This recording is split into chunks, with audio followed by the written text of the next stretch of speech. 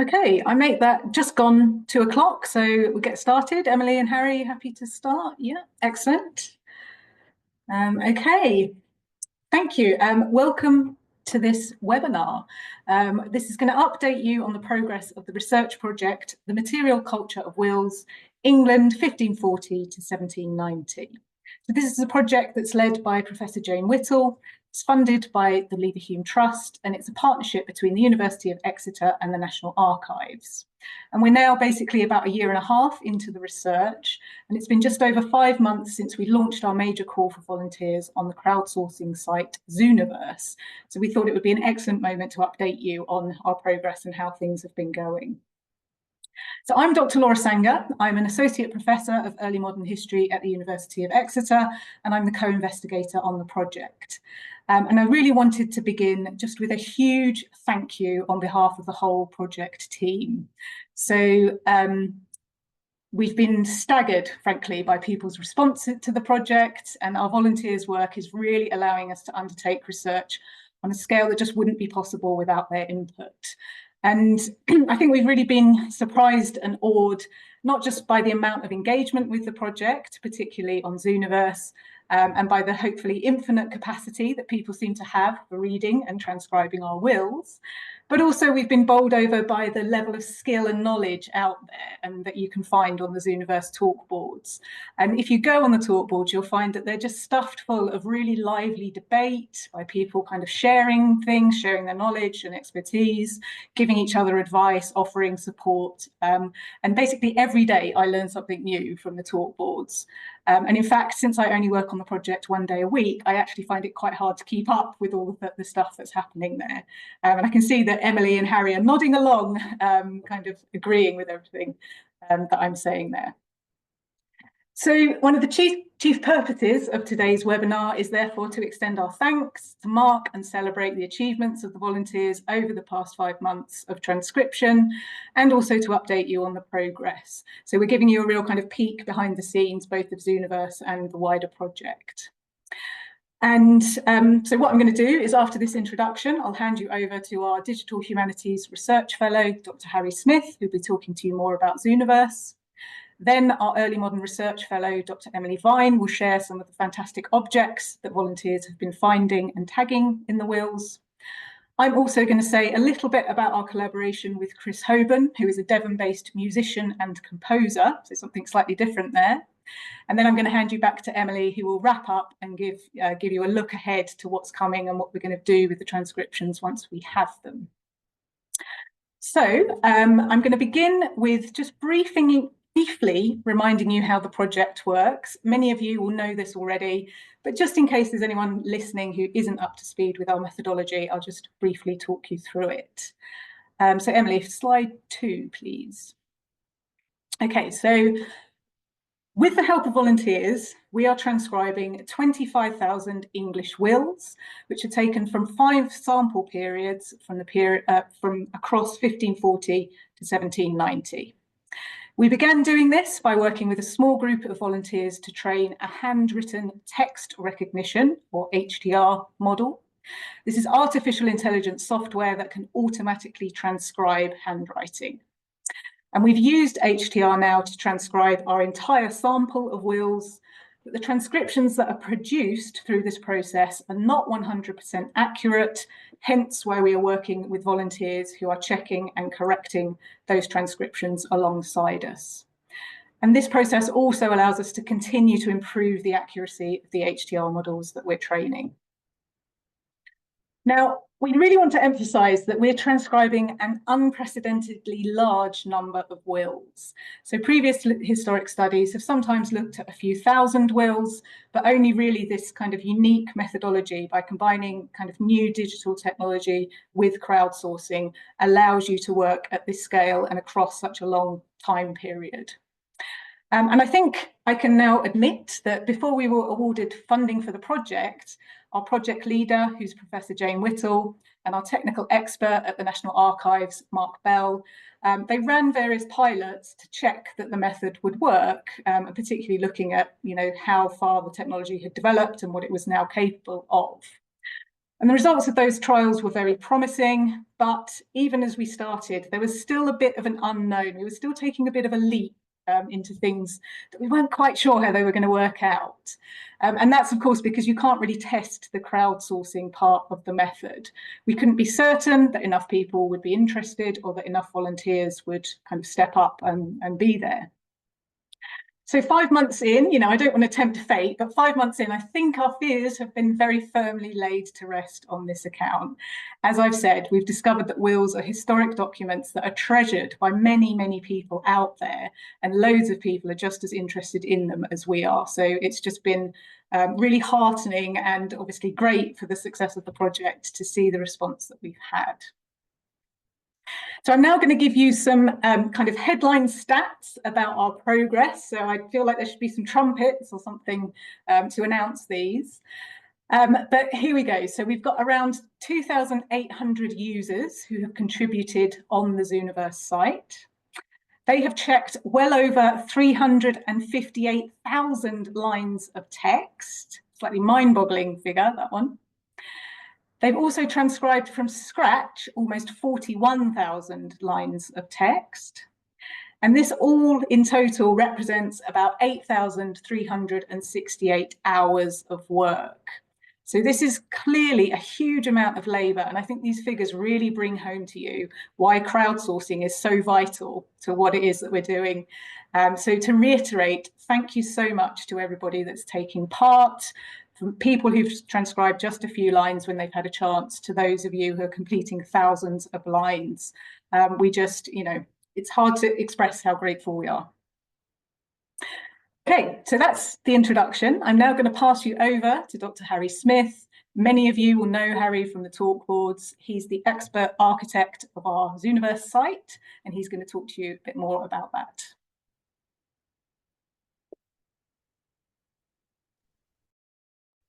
There we go. Yeah, thanks, Laura, and thanks, Emily, for moving it on. So as Laura says, we've been very heartened by just how engaged everyone has been in the Zooniverse project.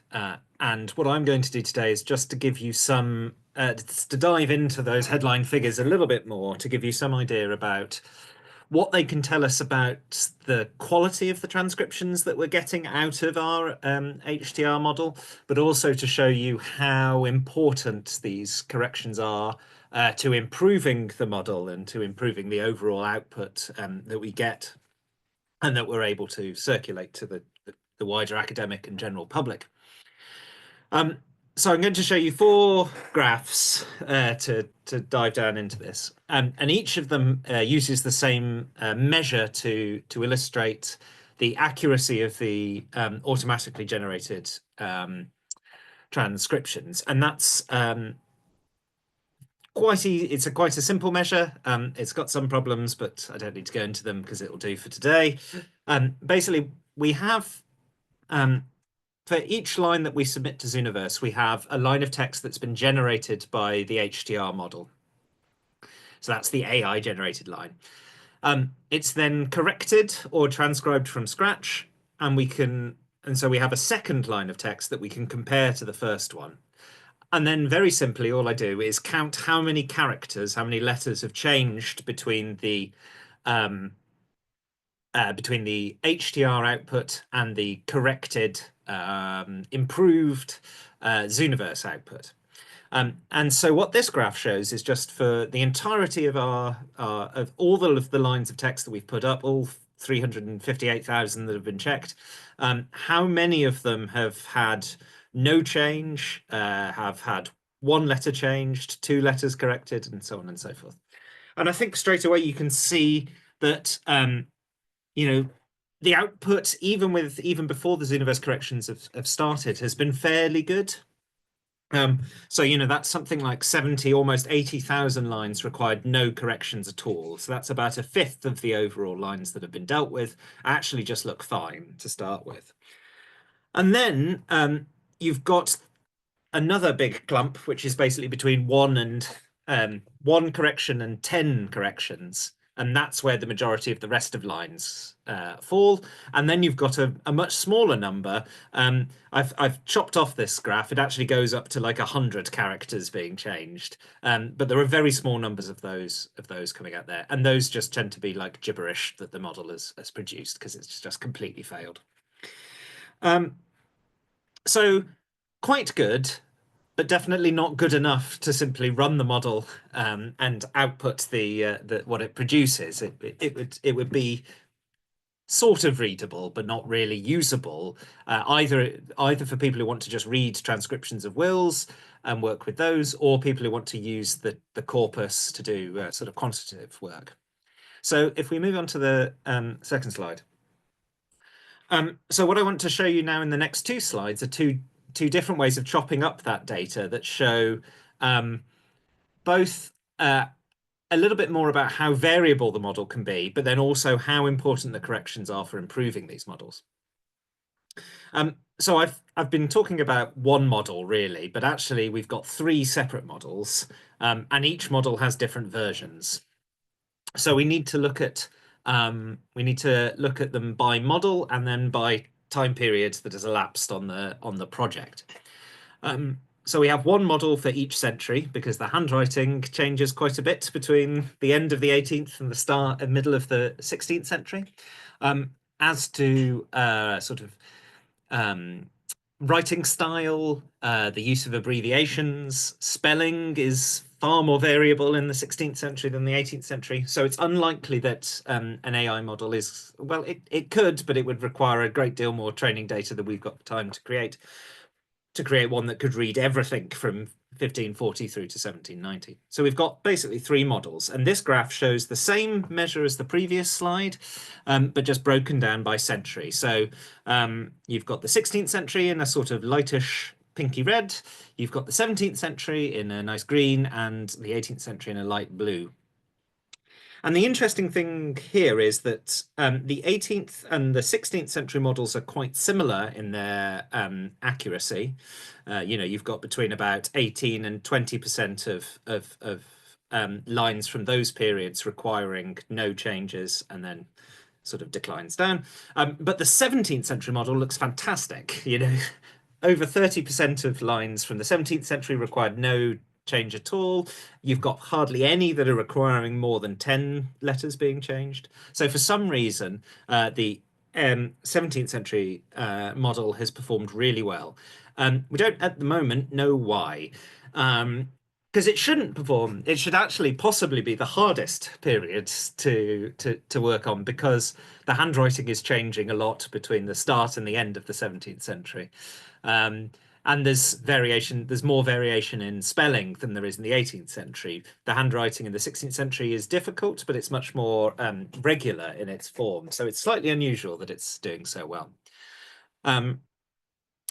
Quite why that is, I don't entirely know. The 18th century model is the first model that we created, and if you were with the Zooniverse project back in October last year when we launched, we launched just looking at 18th century records. They're okay, I'd say, but there is still I think the 18th century model is the one that has produced over the course of the project the highest number of really spectacularly wrong lines. It's generally good, but when it goes wrong, it goes very wrong. And I think that's partly because it was the first model we trained, had the least data to build that model with. So that's really why that's struggled at times. The 16th century model is quite interesting because, of course, handwriting, very different from other periods. Spelling, if anyone has been on the talk boards in the last month or so, you've seen endless discussions of abbreviations and spelling. Recent one over how on earth are they writing all these numbers and what are all the superscript bits in there, and it doesn't seem to be consistent. It's not consistent within the same will, some of the spelling and habits. So, and those are all things that a model is really going to, will struggle with. So considering those challenges, it's actually doing very well to be basically at least as good as the 18th century model, and possibly a little bit better in some cases. And that's really partly down to us, but also partly because we're using a model that has already been trained by Emily Cadens at Northwestern on a large body of handwritten early modern legal records. So it's already started off being quite good at reading secretary hand, and hopefully it will only improve as we feed more transcriptions in. So if we go to the next slide, this is a slightly more colourful graph that's trying to demonstrate how important the Zooniverse corrections have been to improving our art models. So this is just for the 18th century model, because this is the one that we've got the longest run of data for. And there are 6 bars for each column, and they indicate the date that a transcription was checked. So, they start from October, then November, December, January, February, March. March in the vivid purple, and October last year in the sort of orangey red. And I've put this here to show you how the model has changed over the 5 months that the project has been running. So when we first launched, the 18th century model was doing okay. In October, we're up at about 20% of lines not requiring correction. In November, it drops down to 15% of lines. But then at the end of November, we trained another model, feeding in all of the corrections that you had already made on Zooniverse back in. And you can see that the accuracy figures jump right up. So we're up over 23, 24, almost 25% of lines requiring no corrections at all. And you can also see, if you look to the right-hand side, that the number requiring an awful lot of corrections, so 9, 10, 11, 12 characters changing, has really almost disappeared. And so hopefully this demonstrates, just how effective this method can be of combining a machine transcription with crowdsourced correction, and how the feedback loop just improves over and over time. And certainly, if anyone's been doing any of the 18th century transcriptions recently, I hope you will have noticed just how much better they are than they were a couple of months ago. And hopefully, if we have another webinar in a month or two's time, I'll be able to show you similar graphs for the 16th and the 17th century, which also show, dramatic improvements as we feed in material that's coming out of Zooniverse into the model. So if we go to the 4th and final graph, now this is I've put in to answer a question that's been asked a couple of times on the talk boards, which is, why are we duplicating labor by asking people in one workflow to check a line of text against the HDR output, and in another workflow to transcribe the same line from scratch. And the reason that we're doing that is because of perhaps not a worry, but an interest about the extent to which providing someone with a line of already transcribed text will shape what they then think the line actually says. So the idea being that if you're reading a line of text and you come to a word that's difficult to read, you may well be more likely to just accept what the model says rather than to spend ages trying to figure it out. And that may, in fact, it may just be subliminal, to be honest, rather than a deliberate choice. And so this graph takes all the lines which we have had both transcribed from scratch and checked, have the HDR output checked. And again, we just compare those Zooniverse generated lines to the original HDR line and count how many letters have changed. And you can see that it definitely looks like there's an effect. If you look at that, if you look at the percentage of transcriptions where no letters were changed, for lines transcribed from scratch, there's, fewer than 7% of them are exactly the same as the HDR output. Whereas for lines that have been checked, it's up at 23, 24, 25%.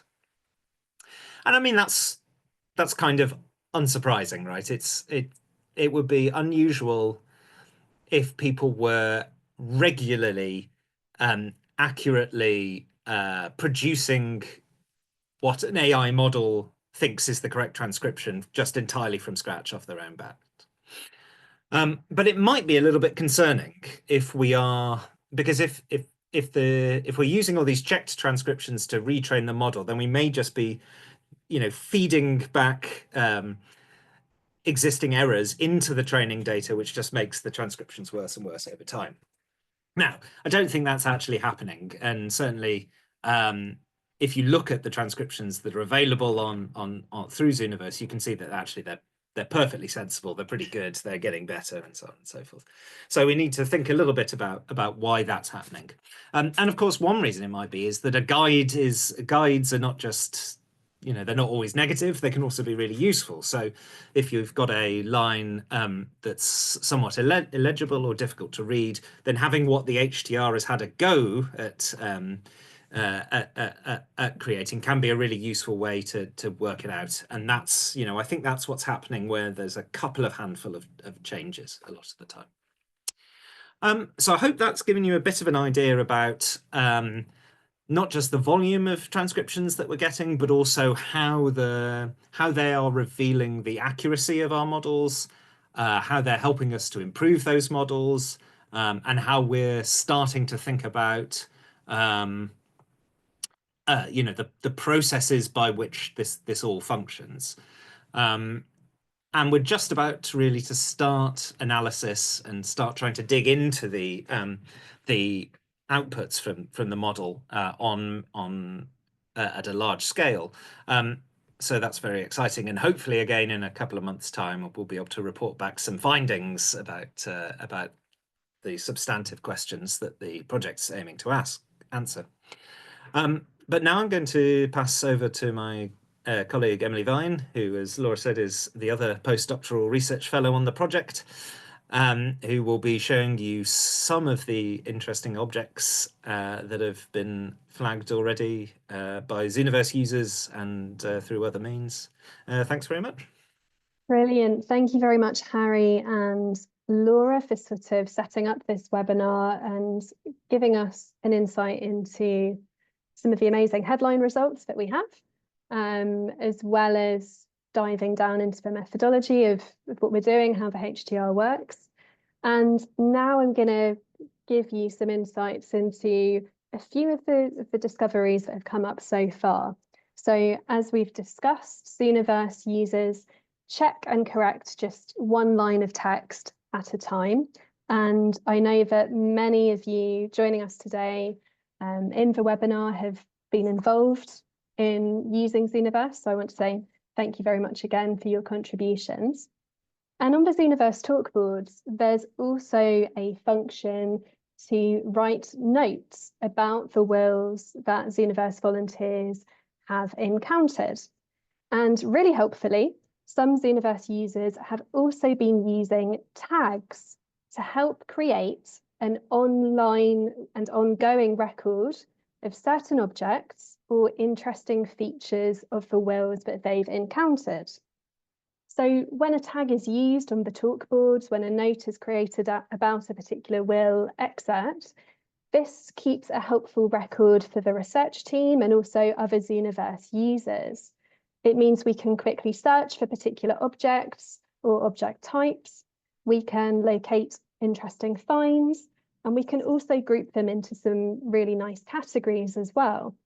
So this is particularly useful considering, as we've discussed, that hundreds of thousands of lines of text have already been checked, and we have hundreds of thousands of lines of text to still be checked. So it's been a really great way for users to easily share discoveries with each other and with us as well. So thank you very much if you are one of those Zooniverse users who's also been actively flagging things for us and making notes and using tags. So on this slide, we've got a few examples of some of the popular tags that have been used on our talk boards. So we can see that people have been flagging when particular places are mentioned in a will, for example, London and Suffolk. They make a note when the occupation of a testator is mentioned, for example, those involved in farming or seafaring, perhaps social status when a member of the gentry has been identified. But excitingly as well, we've also had lots of mentions of types of objects and bequests, including object groupings. And of course, that's the thing that as a project we're really excited about. So you can see here that we've got tags for things like household goods, tableware, silverware, bedding, horses as well. In the top right of the screen, we have examples of tags that have been used more than 10 times. The numbers in the brackets is the number of times that that particular tag has been used on our talk boards. So that just gives us a bit of an indication of things that are turning up multiple times.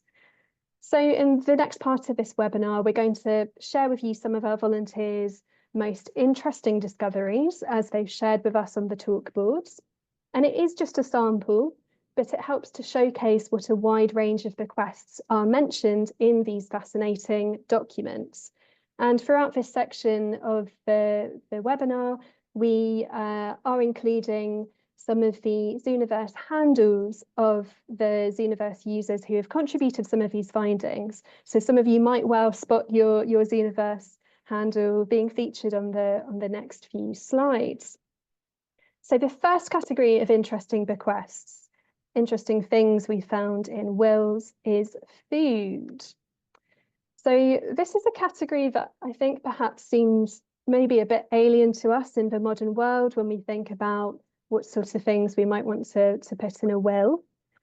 So the idea that food would be valuable enough to include in a will seems a bit strange. But of course, things like cheese and cured meat could be extremely valuable in the early modern period, as it is today in many contexts. So we found some lovely discoveries, including 1 Holland cheese. This is from an early 17th century will. I'm picturing quite a big wheel of cheese as in the painting here, a bit like how later in the century Samuel Pepys buried his wheel of Parmesan during the Great Fire of London. In another will, this time from the mid-17th century, we have a bequest of 20 pounds of butter, 4 nails of cheese, 2 flitches of bacon, and a nail of cheese. It's apparently around 8 pounds of cheese in weight. So quite a large amount of cheese and bacon and butter in this particular bequest. The final example on this slide is the stock of licorice and the crop of onions upon the said ground. So these are, of course, both types of food, but it's a bit different to having a wheel of cheese or a slab of bacon in your cellar. These are bequests of plants or specifically crops. And it makes a bit more sense when we look at who this will belonged to. So the person leaving a stock of licorice and a crop of onions is actually a gardener. It's the will of a gardener named William Bell, who was living in St. Martin's in the Fields in London in the mid-17th century, what would have been sort of quite a rural part of London, so to speak. So it makes sense that he's leaving his crop of onions and licorice, which is a lovely example. And food is not only categorized as a bequest, as something that a testator might give to other people, but food is also mentioned in wills in relation to funerals, because it was very common at this time period to give food and sometimes drink to funeral attendees. Perhaps it would also be distributed amongst local poor people as a charitable act on the day of your burial. So it was very common for bread to be distributed and sometimes spiced buns as well. But some of these excerpts provide slightly more detail about the food distributed, or they have a few sort of slightly more interesting examples. So the first example, the testator wants to distribute to every one of the poor people a loaf, a pasty, a piece of cheese, and drink to be set about in the churchyards. So this is quite a generous bequest, I think, leaving several items of food and some drink as well to the poor people nearby the burial. Thomas Cherrell, he was a haberdasher of London. He made his will in 1540. He specified that at his funeral, he would like the funeral attendees to receive 1 spice bun and a cake. I think that's quite a nice, generous bequest as well, that they can have a bun and a cake. And this seems to have been a sort of practice that wasn't confined to the 16th century. So we see that 180 years later, in the final example on the slide, comes from the will of Jane Cherry, who made her will in 1725. She asked that her executors serve the cakes at my funeral. So she also wanted cake to be served 180 years after Thomas Cherrell made his will. And Jane Cherry also wanted money left to the poor of the parish in Berkshire where she wished to be buried. And she also has a particular clause in her will that the interest from the money given to the poor would also be used to keep the poor in bread as well. So references to charitable giving and food go hand in hand in a lot of examples. The next category of interesting objects we have is bottles of things, broadly defined. So bottles of things is often alcohol because it's quite a valuable thing. It could be stored in large quantities. It's not always alcohol. So in the first example, we have 1 hogshead of claret, 1 pipe of port wine, 1 pipe of Madeira wine, 20 dozen quarts of rum, and a quantity of the several other different sorts of wines.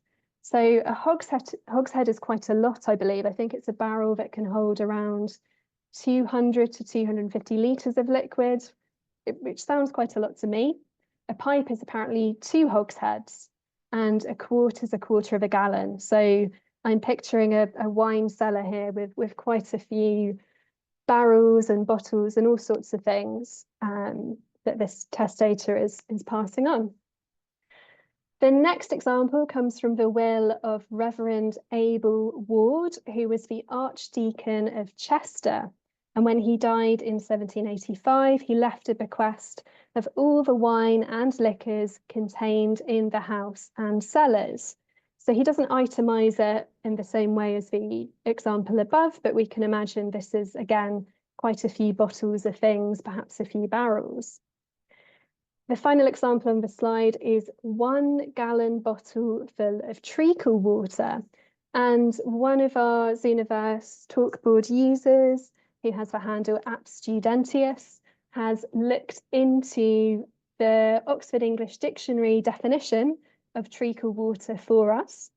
And this seems to be a term that could be used for lots of different medicinal liquids or recipes, and it could contain a range of different ingredients, including marigold, burdock, angelica, lemon juice, canary vinegar, as well as quantities of brandy as well.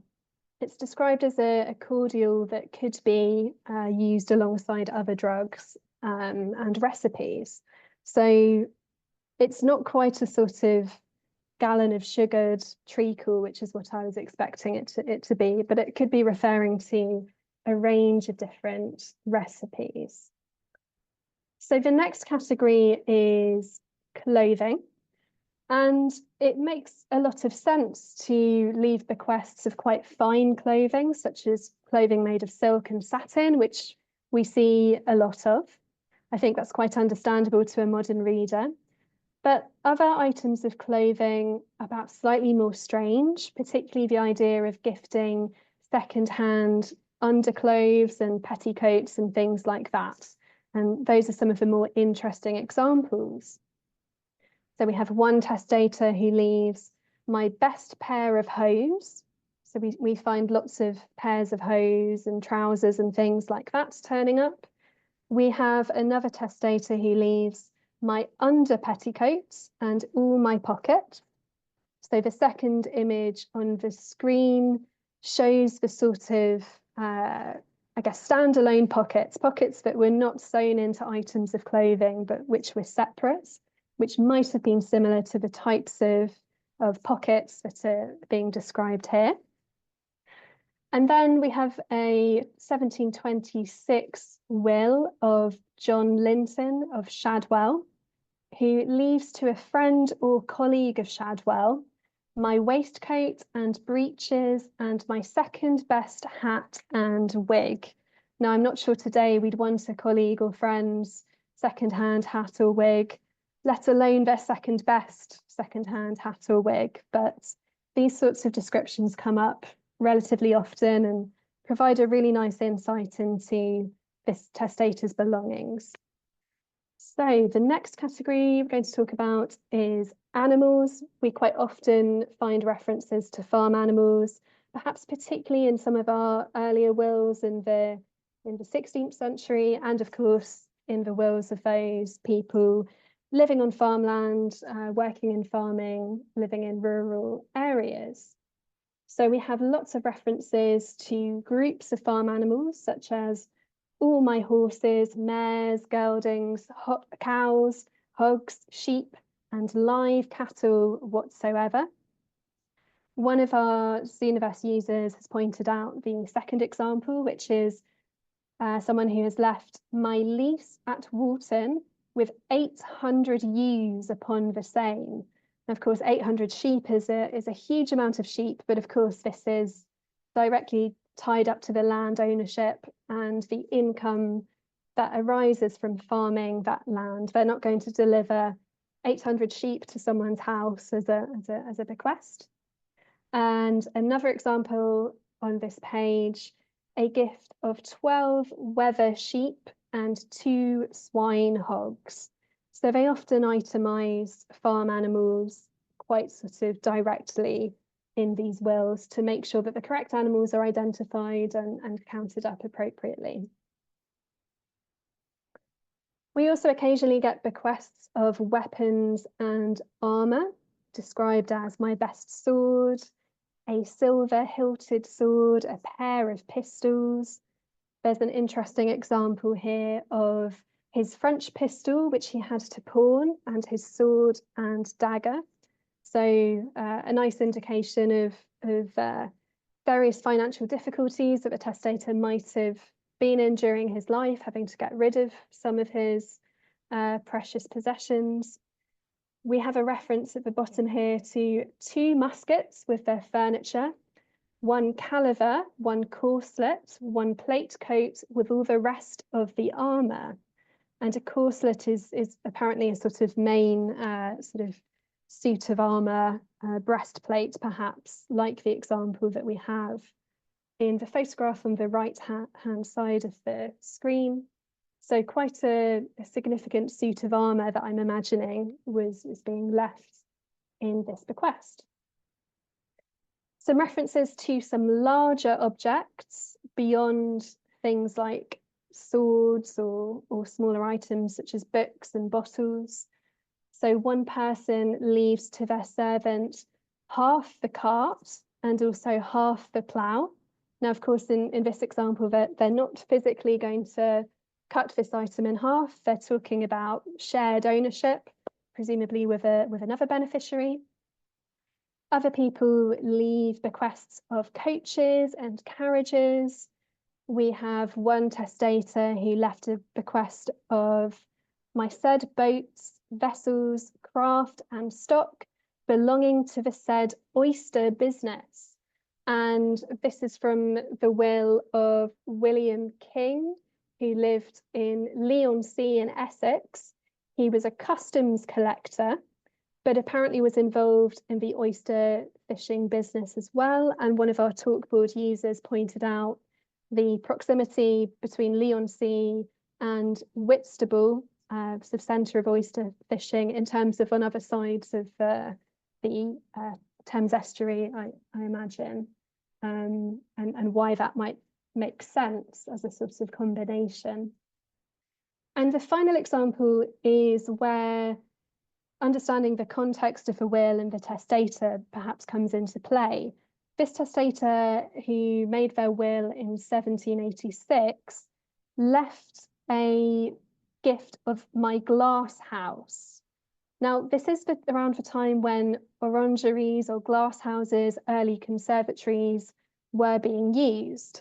And this item is mentioned alongside other buildings and land. So at first glance, you sort of think, oh, maybe it is a gift of an orangery, a conservatory. But it's actually the will of Jonathan Green, who was a white glass maker of Dudley. So I imagine this is perhaps his glass workshop, or the place where he was perhaps blowing his glass. And that's why he's leaving that and describing it alongside other buildings that he owned. And then just finally, we've talked a lot about people's best items or second best items. And I wanted to finish with some examples of worst items. So this is one of my favorite examples. It's just described as the worst bowl. And we don't have any other information. We have no further details about this bowl, what made it so bad, what it was made out of, why it was much worse than the others. We quite often see descriptions of several items, such as 4 feather beds, and they're giving the worst of the 4 feather beds to someone in particular.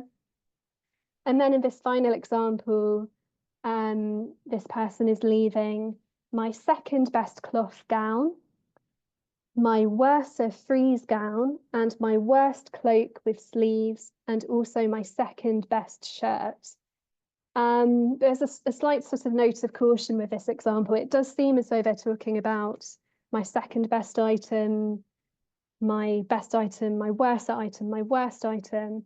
But I do wonder if the reference to the worst cloak is actually to a form of worsted wool, rather than, which is a type of high quality type of wool yarn, rather than saying this is the worst example of my cloaks. But in the context of this sentence, it is a little bit difficult to tell. That's why reading around these examples is often very important. So that's just a snapshot of some of the things we've found, or the Zooniverse users have discovered when doing these transcriptions, when checking these lines of text. Now I'm going to hand over to Laura, who's going to talk about some other interesting wills that have been discovered. Excellent. Thank you so much, Emily. And it's interesting to sort of imagine who you might leave all of your worst and most horrible items to in your own will if you're having a particularly dark moment. But I'll leave with that thought. So I'm actually going to talk about, I want to tell you about a really exciting development that's basically extending our engagement with the wills and taking us into some surprising new directions in some cases. So last year, I was really delighted to be selected as an Exeter Arts and Culture Creative Fellow host for a placement titled Wills as Windows onto Past Lives. So these arts and culture fellowships support an artist to engage with academic staff at Exeter, and they allow current scholarly research to basically become a springboard for conversation, for reflection, and for collaborative development of ideas alongside a creative practitioner. And unlike most funding for creative work, this is not a commission to produce an artwork, but rather these placements are designed to bring together researchers and artists and to just give them space. So kind of space to explore the research, to find common ground and inspiration, to learn about how the other person works and what their process is, and to think about how it relates to your own, and to really just kind of go wherever the research and the conversations are taking you. So they're really precious and really unique opportunities to work in a very organic way. So I also want to extend a sincere and warm thanks to the Arts and Culture team for supporting us in this. So who exactly are we working with? Well, after a very competitive application process, we appointed Chris Hoban at the beginning of the year. Now, Chris is an extremely talented Devon-based composer, arranger, performer, and lyricist. He plays a variety of instruments. He's worked alongside many well-known UK musicians, and he's also a highly regarded choral composer and arranger for choirs. So I'm mixing my metaphors here, but Chris has many strings to his bow. His work, particularly his songs, always pays very close attention to the past, and he has a keen eye for historic detail, as well as what I think is quite an uncanny ability to enable his audience to step into another person's shoes and see the world from their perspective. So he really is basically the perfect person to help us to explore creative approaches to these wills, which, as Emily has just been showing us, are just so evocative in the sorts of objects that they talk about, sort of creating this world around you. So I want to tell you a bit about what we've been up to. So we're sort of 2.5 months into this collaboration, and we've both been able to watch each other perform, as I think of it. So I saw Chris lead an evening of poetry, music and storytelling just before Christmas, a very festive event, local event. And in turn, he came and saw a talk that I gave to the Exeter U3A branch last month.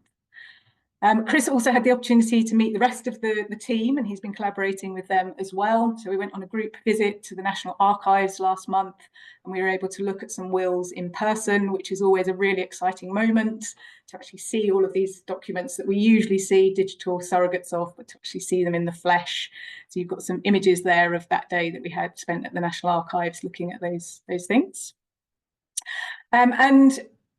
So we've also been kind of engaging in lots of conversation, and over time we've kind of started to come to some more in-depth interrogations of particular wills. So some of these are things that our volunteers have been finding. Some of them are things that Emily has been writing about on our blog for our Will of the Month feature. And Chris has also been scouring the National Archives to turn things up that way as well. And we've been talking about all sorts of things, but I think we're both quite interested in the language and the turns of phrase and the way that you can start to kind of detect a distinctive voice of a testator when you're looking at an individual will. And that doesn't just mean specific words and terminology that's being used, but also just thinking about structural patterns and the way bequests are grouped, or how they're, the order that they're placed in. The things that are the objects that are mentioned, and perhaps also the objects that are not mentioned and the things that are left unsaid.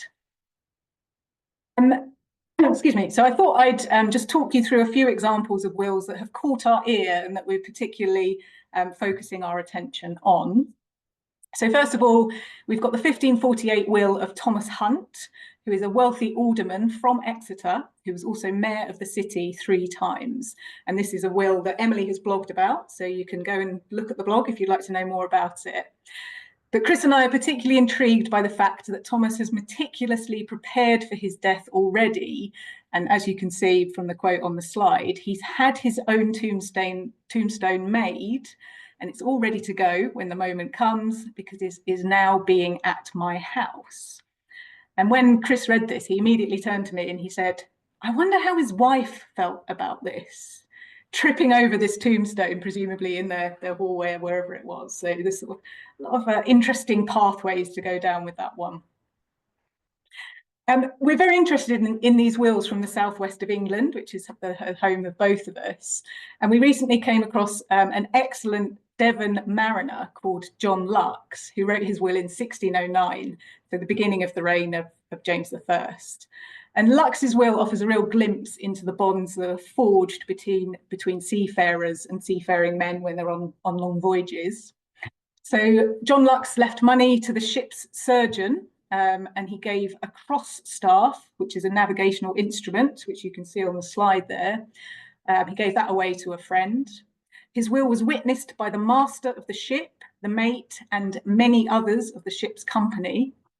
And Lux also made what has instantly become one of my favourite bequests, which is that he instructed that his trumpet was to be sold and that the money should be given and bestowed amongst the ship's company to drink and merry withal, which already sounds like the catchline of a ballad.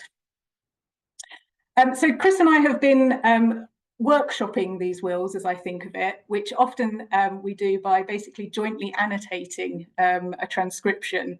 So on the slide there, you can just see a will that we've been having a go at, and you can see we just kind of put all of our comments and thoughts and questions and responses down and just kind of really dig into it.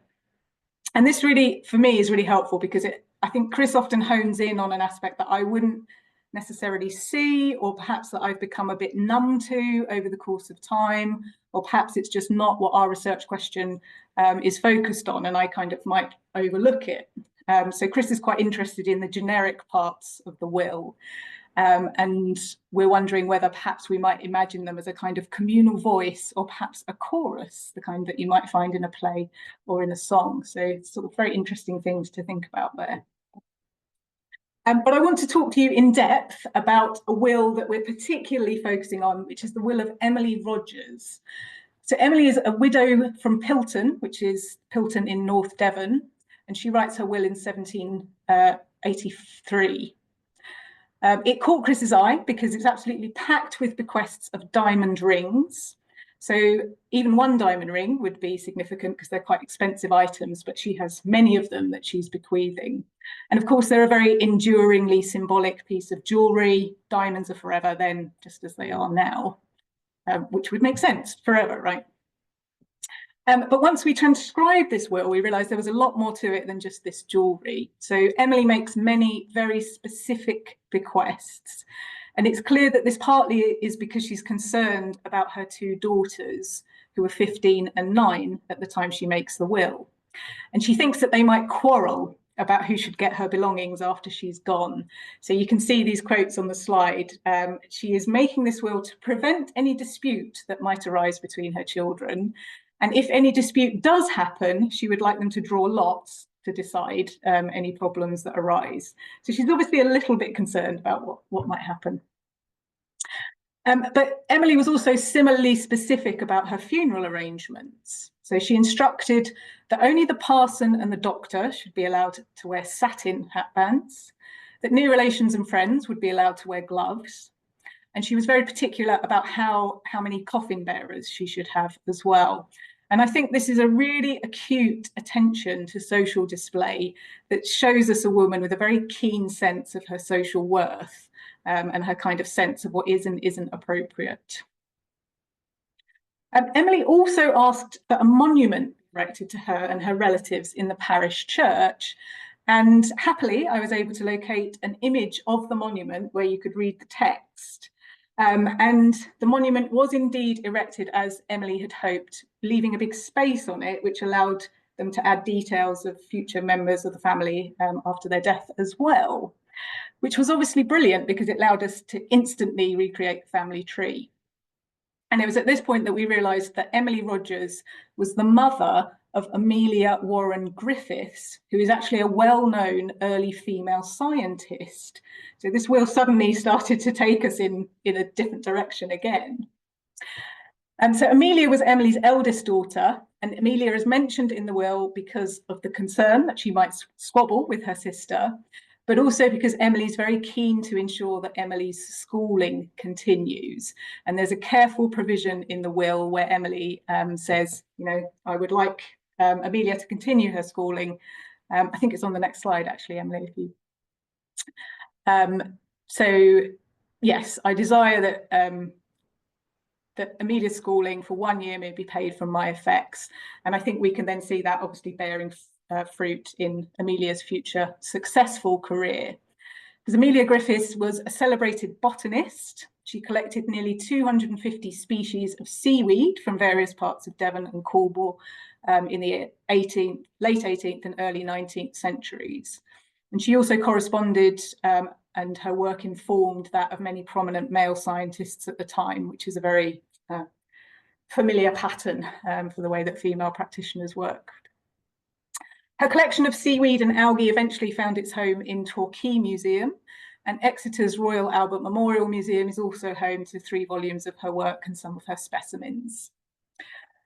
So Will was taking us on this journey, and this isn't the end of the story. I could talk about this all day, but we don't have time. So I want to just finish off by saying that what shines through, I think, most strongly in this will is actually the relationships between the women mentioned in it. So you've got the clear-sighted testator, Emily, there are her educated daughters, there's Emily's mother, who's mostly absent from the will, but is made executrix of it, and she becomes the guardian of Emily's son, who's a minor, when she dies a few years after making her will. There are also two sisters that feature because they turn up afterwards in a probate note saying that this is definitely Emily's will, because we've seen her write before and we can recognise her handwriting, so we can tell that Emily is indeed literate. And Amelia later takes her mother's maiden name, Warren, as her middle name. So I think it's a really nice example of the way that wills start to reveal these different connections between people, and in this case, the really tight, close bonds between a group of women that are binding them across time and space. So we've got lots more in the pipeline when it comes to the fellowship. So if you would like to keep up with what we're doing, we do have a page on the Arts and Culture website where we're going to be updating it with the kind of things that we're interested in. And you can also read there Chris's reflective diary entries, so you can get his take on, from the other side of the collaboration and see what his thoughts are about how it's developing as well. Most excitingly, if you are on Zooniverse volunteering for us, you have the opportunity to help Chris write a song. So this is going to be a song based on things that volunteers find in the wills. It's intended to be a humorous song that will basically mix unusual or strange or funny bequests that volunteers find with words of wisdom of a kind that a gentleman might offer on his deathbed. So what he needs you to do is to tag unusual bequests that you're finding, which he'll then be able to have a look at and see if he can weave into a broader will. So full details are on the talk boards. If you go to the news and announcements talk board, you'll see a post there about it and you can find out more details. Okay, thank you very much. I'm now going to hand over to Emily to wrap up. Thanks very much, Laura. So yes, the partnership with Chris Hoban is very much ongoing, and there are some really exciting continuing outputs that are developing from this. And we just wanted to finish just by looking ahead to the project's plans in the near term and the longer term, and also what we're going to be doing with all these wonderful hundreds of thousands of lines of transcription that you've all been checking for us or transcribing for us. So the Zooniverse site is going to be very much active for several months to come. We think we've got around 2 million lines of text to check in total, so still plenty of lines to check. You can see Harry's face there looking slightly scared. In the near future, as we've hinted at, we're hoping to do other online events such as this webinar, and hopefully we're going to organise a transcribathon as well. So this would be an online day where we'd be encouraging as many people as possible to join us on Zooniverse for a day of coordinated transcribing and also talking to each other and sharing finds on the talk boards. And we'll also tie this in with some online talks from members of the project team. And like we've done today, we'll keep transcribers updated with statistics about the number of lines of text transcribed and sharing some live interesting discoveries as well. So if you'd like to find out more about our plans for this transcribathon, you can keep an eye on the news page of our website and our Blue Sky account, and I'll include the links on our final slide of the presentation today. In the longer term, at the end of the project, the 25,000 wills, the transcriptions of 25,000 wills are going to be made available open access online alongside our project database. So they'll be available and searchable for anyone to look at and use. The National Archives will also have a handwritten text recognition model that can be used to improve access to other parts of their manuscript collections. And as a research team, we're also going to be producing a series of academic publications.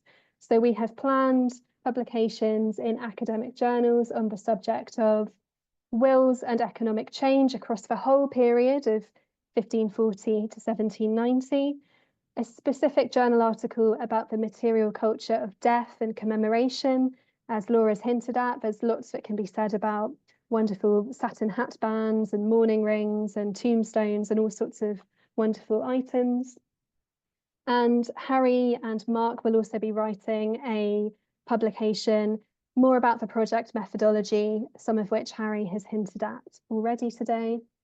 And the centerpiece of the academic outputs of this project is going to be an edited volume of essays.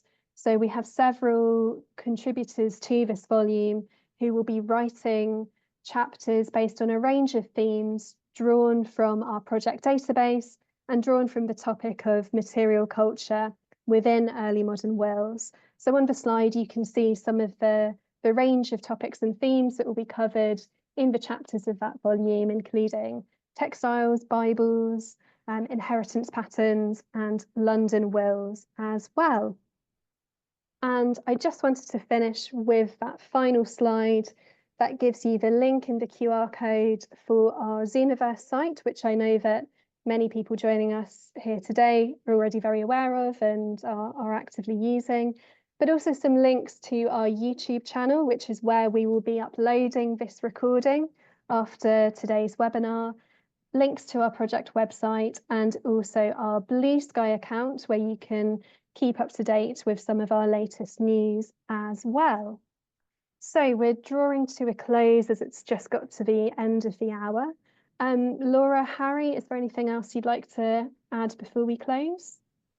No, other than to say thank you so much for coming and listening today, and we hope to see you over on the talk boards.